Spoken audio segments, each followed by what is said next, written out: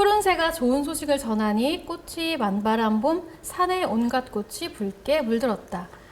막다른 곳에서 살길을 만났으니 좋은 운이 이미 왔도다. 와. 물고기가 용의 문에 이르니 귀함을 얻으리라 라는 게 나왔는데요. 이게 최고네요. 어플리케이션에 사주를 넣었더니 이런 정보가 나왔습니다. 야. 네, 그리고 사주 속 본성을 좀 알아봤습니다.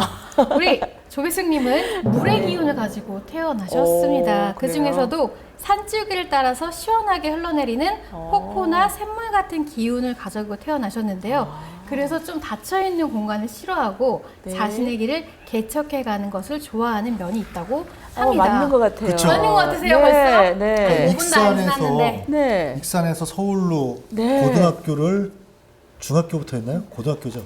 그쵸. 그러니까 제가 남성 그 여자 어떤 중학교. 항상 어떤 예감을 갖고 있었냐면 학교를 다니면서도 그래 나는 앞으로 서울에 가야 돼. 여기는 좀 너무 좁아. 이런 생각을 했던 것 같아요. 네. 네. 그때부터 이제 경성의 꿈을 경성으로 네. 향하자. 나만의 길을 찾아야겠다라는 그런 물의 네. 기운을 갖고 계시네요. 근데 네. 보통 그때 고등학교를 서울로 가야겠다는 생각을 또래 여중생들은 하기가 힘들었을 안 하죠. 텐데. 또 네. 중학생 때면 더 그렇지. 네. 네. 저를 잘하는 그때 이제 앞으로 희망이 뭡니까 하면 현모양처 쓰는 애들이 많았어요. 정말요? 정말요. 지금 그 얘기를 하면은 우리 여학생들이 다 웃어요. 네. 뭐 그런 게 있냐고 말도 안 된다 그러는데 그때는 그랬어요. 제가 1956년생이니까 네. 60년대만 해도 네. 여성에 대해서 굉장히 폐쇄적이었잖아요. 근데 요새는 또 어려워지니까 현모양처가 꾸민 애들이 생기고 있어요. 어떤 의미인지 밖에서 알겠지만 일 안 하고 네. 좋은 남자 만나서 네. 그래서 현모양처겠다. 요새는 취직이 아니라 취집. 취집. 네. 잘생긴 남자가 있으면은 저도 하고 싶긴 하네요. 네. 생긴 게 아니라 능력이 있어야 한다.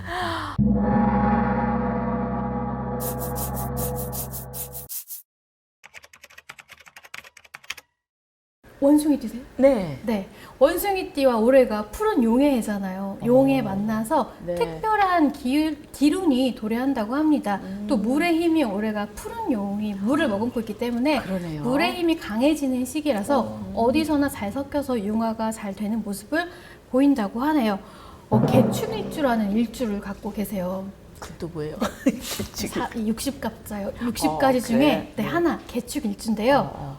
이 개축일주의 특징이 있습니다. 무거운 탱크 같은 느낌의 일주입니다. 시작을 잘 안 해서 그렇지 탄력을 받으면 무시무시한 힘을 발휘하는 사람이 많은데요.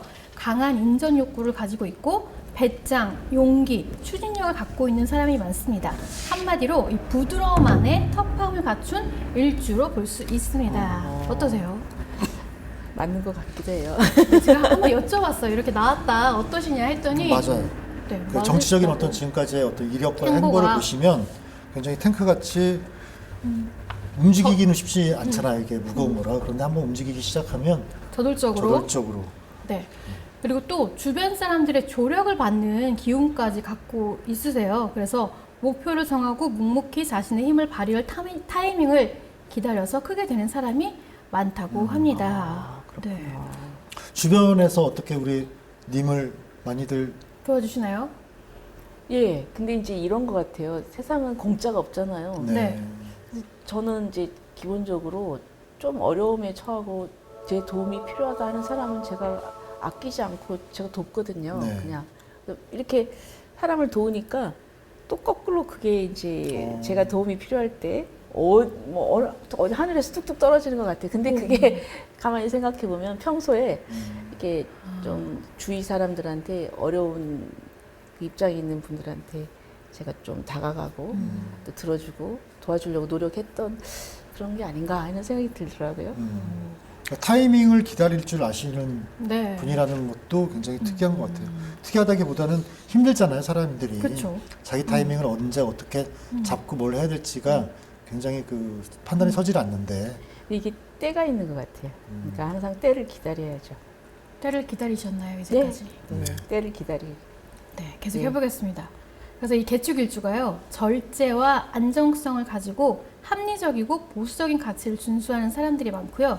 세상을 바른 방향으로 이끄는 힘이 있다고 합니다. 그래서 여기에서 가장 중요한 포인트는 사회적으로 성공을 달성하고 좋은 평판을 얻는 힘이 있다고 하네요.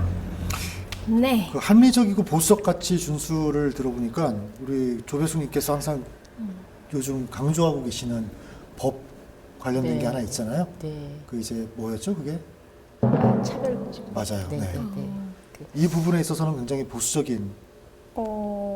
글쎄요, 저는 그게 보수적이라기보다는 이제 우리가 인류가 쭉 그 여태까지 살아왔을 때 어떤 가치를 서로 판단했을 거 아닙니까? 그래가지고 쭉 하면서 그래도 이게 제일 그래도 이렇게 사회를 유지를 해야 되겠구나 이렇게 그 나온 답이 있었을 거예요. 저는 그것을 존중한다는 게 그게 저는 보수라기보다는 그게 가장 합리적인 게 아닌가. 합리적인. 예. 네. 그리고 지금 차별금지법을 제정하자는 쪽은 이제 뭐 제목은 너무 좋죠. 차별을 금지한다. 누가 차별을 금지한다는데 반대할 이유가 있겠어요? 맞아요. 네. 근데 중요한 거는 그 법의 제목이 아니라 내용이라고 봅니다. 그 악마는 이제 디테일이 숨어 있다고 하는데 법은 그런데 실제로 그 법 조문에 정말 우리가 동의할 수 없는 부분 이런 게 있기 때문에 그거는 반대를 하는 거죠. 그래서 저는 이 차별금지법을 가지고 보수와 진보를 나눈다는 게 저는 그것은 아니라는 생각이 들어요. 왜냐하면 법 내용을 보면은 이게 그 법률가로서 받아들일 수 없는 부분이 있거든요. 이 법의 원칙이 몇 개 있거든요. 근데 그런 거를 특히 우리가 헌법, 법률 전체 체계적으로 볼 때 받아들일 수 없는 부분이 있는데 그거를 단지 그 찬성이냐 반대냐 해서 보수다, 진보다 이렇게 가르는 건 아닌 것 같아요. 그러니까 그 진보라고 이야기하는 시는 분들이 뭐 전부 모든 정책이나 법안에 대해서 진보적인 건 아니고 그렇잖아요. 그런데 약간 그 프레임을 막 늘어놓고 거기에 맞춰서 그거를 호도하니까 전체적인 방향에서 진보를 전부 다 차별금지법을 찬성하는 것처럼 그렇게 맞아요. 보여지는 부분들이 없지 않아 있지 않다. 네, 맞아요. 그게 굉장히 위험한 건데. 맞습니다. 네. 그래서 저는 이 차별금지법 논란은 제가 볼 때 이게 무슨 진보냐 보수냐에 가르는 그것이 아니라 법의 내용 자체를 보면은 이 법률가로서 우리나라의 헌법과 법률 질서가 있잖아요. 그것에 비추어 봤을 때 정말 받아들일 수 없는 유연적인 그런 요소가 있거든요. 근데 그런 걸 쏙 빼고 좋은 것만. 예, 네. 그럼 근데 사실 그래서 이런 부분을 부각을 시키면은 사람들이 그래요? 그래서 반대해요. 네. 몰랐어요, 그러면서. 그렇죠. 근데 네. 이제 이름만 보면은 뭐 당연히 좋은 거 아닌가라고 그렇죠. 그냥 그 쉽게 이름만 생각할 수 보고 찬성하는 분들이 있어요.